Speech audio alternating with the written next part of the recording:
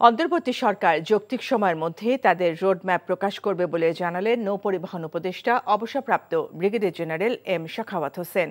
জুলাই আগস্টের গণহত্যার অভিযুক্তরা যে যেখানেই থাকুক তাদের বিচার হওয়া উচিত বলে মন্তব্য করেন তিনি। আর স্থানীয় সরকার উপদেষ্টা এএফ হাসান হারিক বলেছেন, দেশের নির্বাচন ব্যবস্থাকেই ঢেলে সাজাতে হবে। রাজধানীতে আলাদা অনুষ্ঠানে তারা এসব কথা বলেন। হাসানুল শাওনের রিপোর্ট।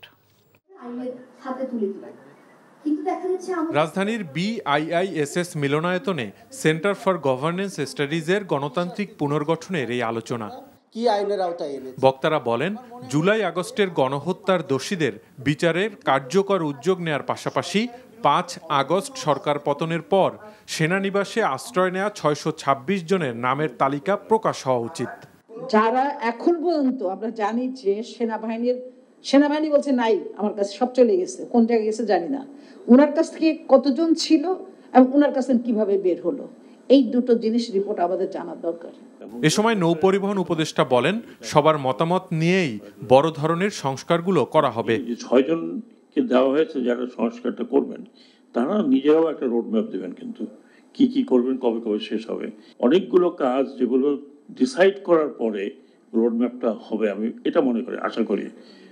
বাট ডেফিনেটলি আমি মনে করি একটা রোডম্যাপ হবে। মাত্র ২ মাস, এখনো ব্যাপারটা হলো কনসলিডেশনের ব্যাপার আছে। গণহত্যার সাথে জড়িতদের বিচার প্রসঙ্গেও কথা বলেন এম শাখাওয়াত হোসেন।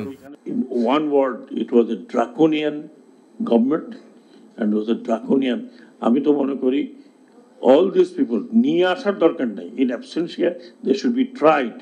তিনি আরও জানান, নৌ পরিবহন মন্ত্রণালয়ের নামের মধ্যে নৌকা শব্দটি থাকায় নাম পরিবর্তন করে জাহাজ ও বন্দর মন্ত্রণালয় করার প্রস্তাব করা হবে। নৌকা হবে, আমি তো নৌকা চালাই, জাহাজ চালাই। I'll just change. Tomorrow, inshallah, I will see that I have suggested change. এটার নাম হবে জাহাজ ও বন্দর মন্ত্রণালয়।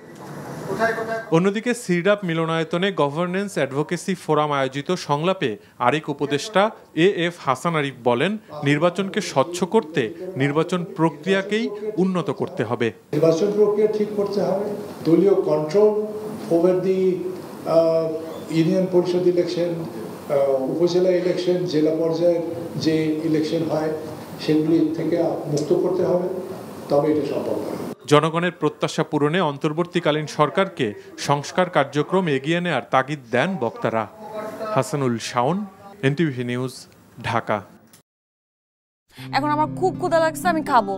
কি কি রান্না করছো? আসো দেখো। খুবই ভালো রান্না করছো। আমি তো মাঝে মাঝে চিন্তা করি আমি রান্না কেন করি, তোমারই করা উচিত। হার্ড ওয়ার্ক করার লাগবো। আমি এই চাকরি করবো না, ছেড়ে দিচ্ছি। আমি প্রেগনেন্ট। একজনের উপার্জন দিয়ে কি এই ঢাকা শহরে একটা ফ্যামিলি চলে?